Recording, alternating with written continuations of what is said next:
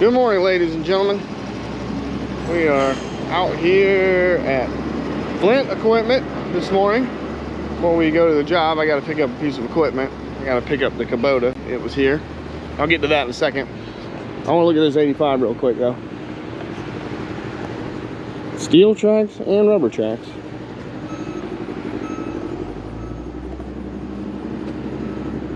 Man, that mulcher I got, that Prinoth on one of these 8.5 tons, any 8.5 ton, man, that thing would kick butt, son. It would do really well. Super nice machine. I'm a big fan of this single pin design on the King. Some people call it a King post, some people call it a chassis pin, whatever you want to call it. Like my Kubota has a double pin design, but I really like this single pin design for these. It just seems a lot sturdier. There's a lot more, it seems like there's a lot more surface area there for the wear to be distributed on that. So I really like these 85s. They have a sort of a reduced tail swing on them. It's not a zero turn, but it's a kind of a reduced tail swing. They are definitely nice. I love the ergonomics in the Deers. I'm sure you guys, many of you, if you're a fan of my channel, know that. I love the ergonomics in these things. They're just set up perfectly for how I like to sit and run a machine.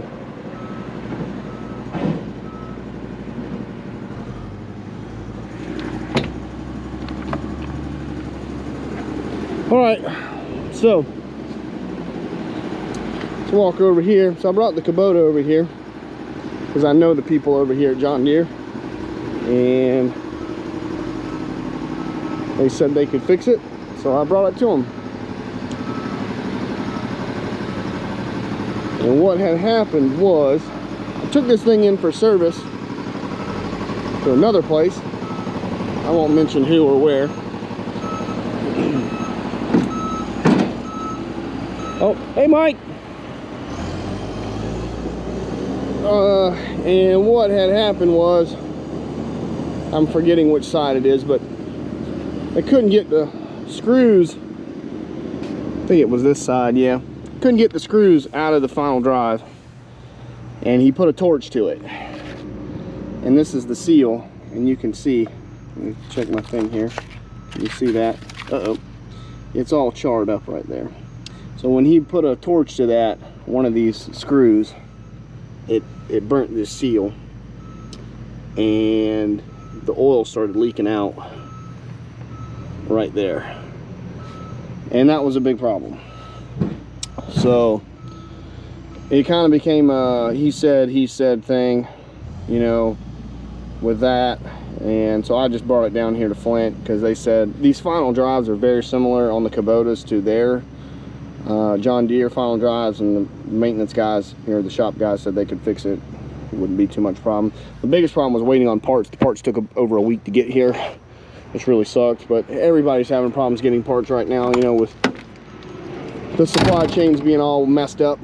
So I'm gonna get this thing loaded up, and we got a mulching job to go do today. So let's get to it.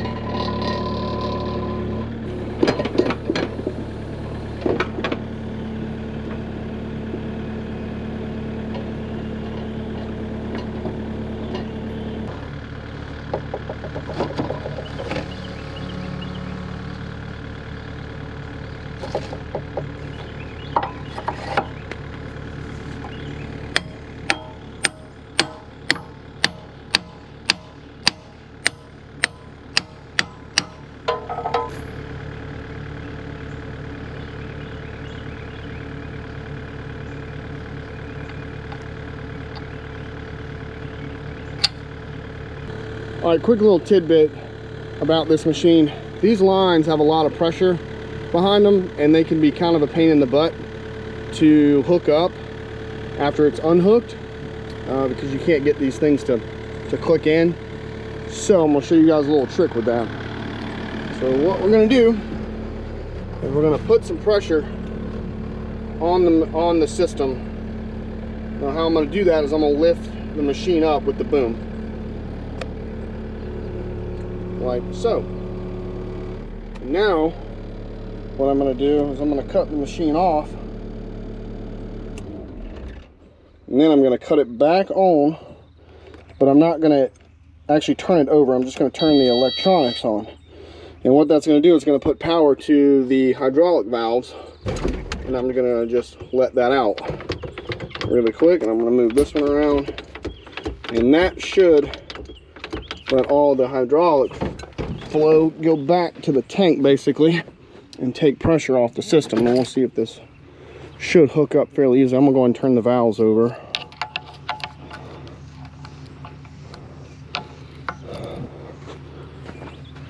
Okay, and we'll see if this hooks up.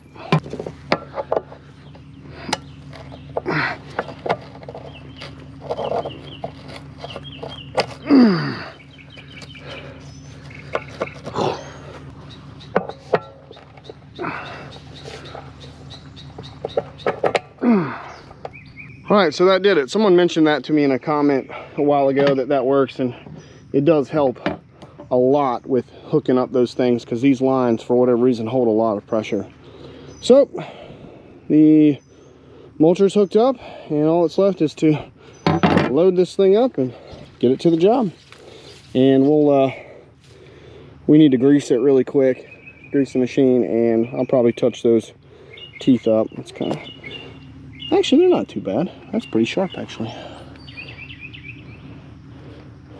They're not too bad. We'll see. Maybe we'll need to touch them up. All right, so here's today's project. We are going to be clearing out this entire path through here, about 5 feet on both sides. I gotta open this up really quick. My agreement with the client was that they were gonna have somebody come in here and clean all this trash up, but I guess they didn't get to it yet, so they're gonna get somebody on it right now, and I'm going to open this up really quick so they can get in here and just grab some of this stuff. And I think he's just gonna pick it up, throw it on that mattress, drag it out of here, and then I'm just basically gonna clear this 5 feet on both sides. And then we got a little bit of overhang on the other side we got to do over this fence. There's a like a golf cart store over there, so this is actually part of that property. So that's what we're gonna do. I'm just gonna open this up really quick and then wait for him to clear this stuff out, because that wasn't part of my deal, and that's what we're gonna do. So hold tight and we'll get started.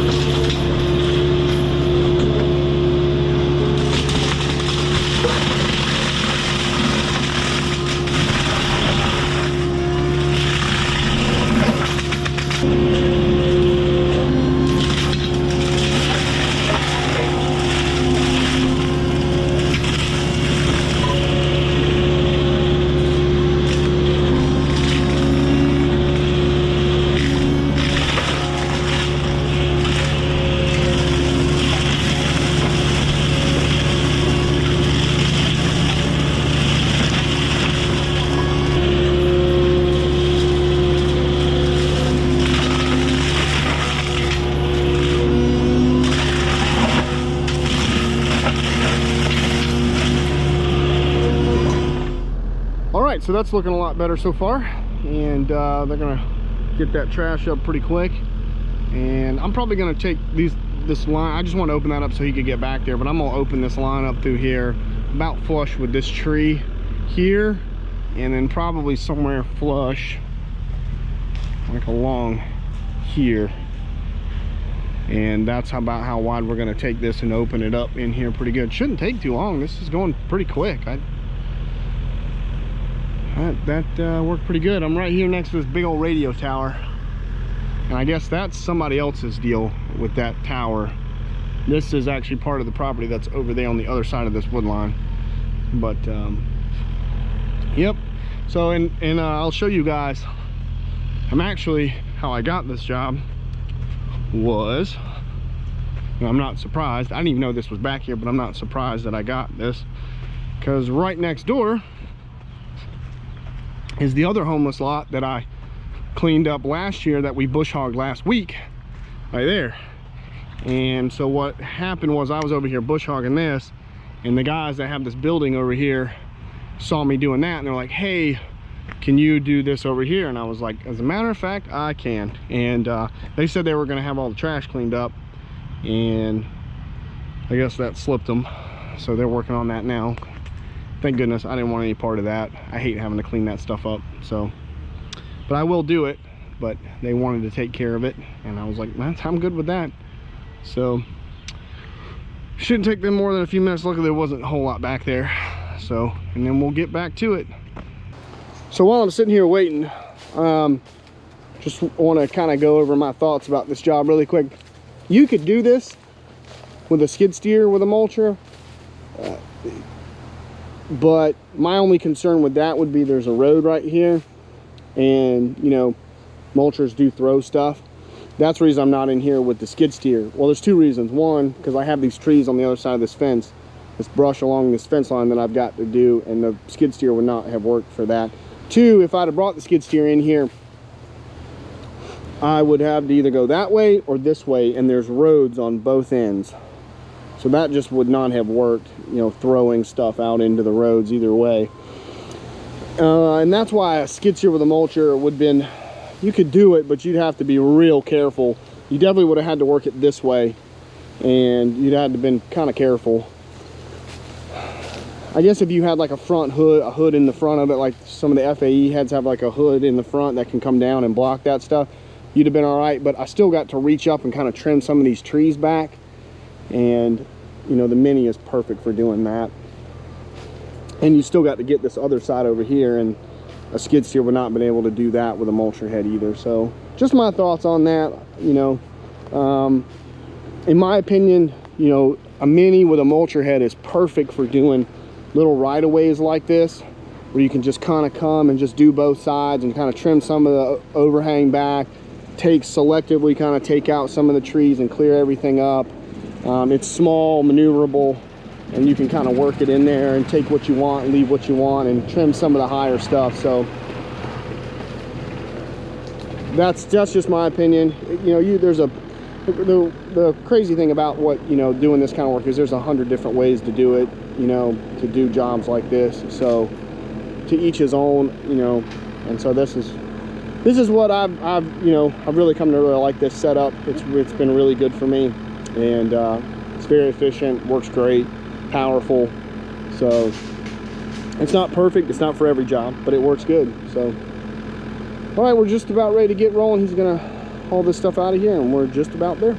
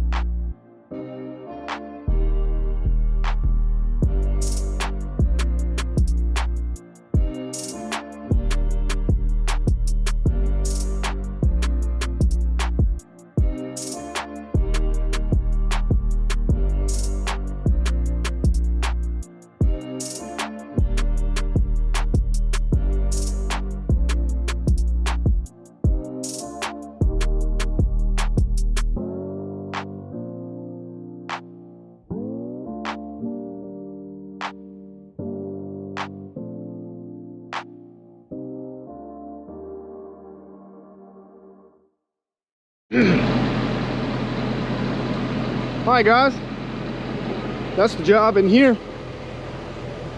It looks good. So, and actually the manager from next door just came over and looked at everything, and they were watching me mulch and said it looked great. It's exactly kind of what they were looking for, and it's nice and open through here, so you can see it through both sides of the street. So nobody can really get in here and kind of hide or anything like that. Well, I guess they kind of could still get in here, but that's not their property, and they don't want any more of that mulch. But I think it all should be mulched all the way back to that fence, but that's neither here nor there. This is what they wanted, and they're happy with it. So, but it will allow them to kind of, you know, just walk or drive through here and see, you know, in here a lot better. I asked them about these piles of cedar stuff right here, and they said that wasn't theirs. I guess what has likely happened here at some point is somebody with a landscaping company found this little hole in here, and they just offloaded that in here because it was convenient, and they didn't want to pay the $20 per ton at the landfill. So I ground it down as best I could. They told me it wasn't a huge deal, but I kind of just ground it down. So I ground some of that down and then pushed the rest of it off right there. So we should be good. Now we got to go around here on the other side of this fence, and that's where things are going to get a little bit more tricky. So let's go take a look at that and see what we can do.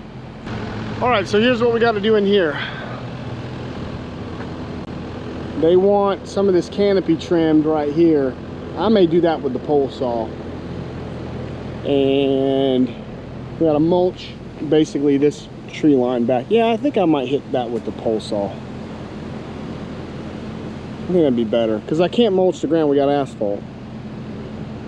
But this kind of has like a bed of stuff on it through here, and that might be a little more doable. So I'm gonna start right here, and we're gonna just mulch all this back about to where that fence is, and it's in there. There's that, about 2 feet, something like that. We'll just do the best we can with it and try to clear off some of this overhang. So let's get to it.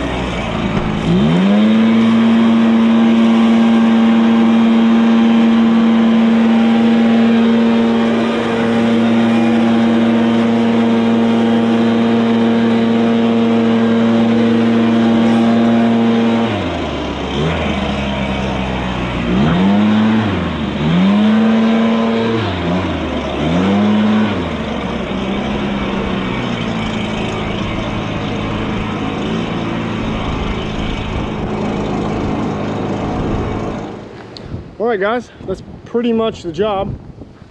And so I just we trimmed this tree back just a little bit in a few spots. And what they're gonna do is they're gonna take like this black fence paper and put it all along here. So we just took the mulcher down through there. I cut the big stuff, cut the top. Excuse me, the dust got to me after blowing. And then I took the hedge trimmer over there and just kind of cut back everything that was kind of sticking out flush with the fence, so they wouldn't have to fight with that, and just trimmed it up. And then I just took the blower and just kind of blew everything back towards the fence line as best I could. Most of this stuff, like that big pile of stuff and all of this stuff, was already mostly here, so a little bit of mulch on top of it's not going to hurt anything. This probably all needs to eventually just be raked out and cleaned up through here, but they don't want to do that today. This is all they wanted, just so they could get that fence, that black stuff up and make this wall this off, so to speak. So that's all it did, and that's all they wanted. So last thing to do, we are pretty much done, except for the branches I trimmed off this tree are over there in the path. We're gonna go over there and just mulch those up really quick so they're not a pile, and that'll take probably 2-3 minutes, and we'll load this thing up and get out of here.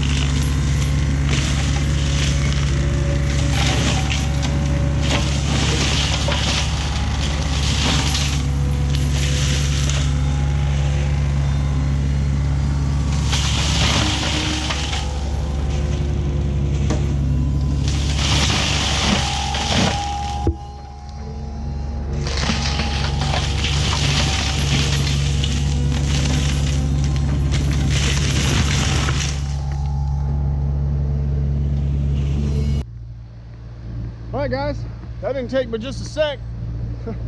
That was like literally like 2 minutes to grind those couple limbs up. And that's the job. We're out of here. Just what is left is to load up and get out of here. So I have another job very similar to this one just across the street. We're going to be doing that tomorrow. I'm going to come in the morning and I'm going to sharpen the teeth in the morning and get this thing ready to go. We've got 2 little spots we're going to mulch out, or actually it's like 3 actually, real small, probably a, I don't know, half day to 1 day project. So we'll just kind of see how it goes. But yeah, very similar to this, just going to be thinning out and clearing out some areas. So loving the Prinoth, or the Prinoth, loving that thing. I always want to call it Pry because it's P-R-I. I want to say Pry, but it's Pre. Loving that thing. Very happy with it. Highly recommend it if you have a dealer in your area and you're looking for a mulcher. I love that thing. No problems with it so far. I'm very impressed with the life of the teeth so far. I've probably got 80 to 100 hours, somewhere in that ballpark on them. I don't know exactly, but it's probably somewhere between 80 to 100 hours. And they're doing very well. So, and they still have a lot of life left on them. So that thing's awesome. I've been very happy with it. And just to give you an idea of how much I've been using this machine, either with the mulcher since I got it or the MTL, when I bought this machine, it had 1,080 hours on it, and I'm already at 1,450, almost 50 hours. So I put a good number on that. And just to give you a comparison, when I bought the skid steer, it had exactly 2,000 hours on it, and I bought that in 2018. And we're already, I bought that in April of like 2018, and I only have like 2,520 or 30 hours on it. So I put, in less than a year, I put almost as many hours on this thing as I have on the skid steer in like 3 years. So love this thing. So anyway, that's the job. I'll check you guys later. More stuff to come. I'm out.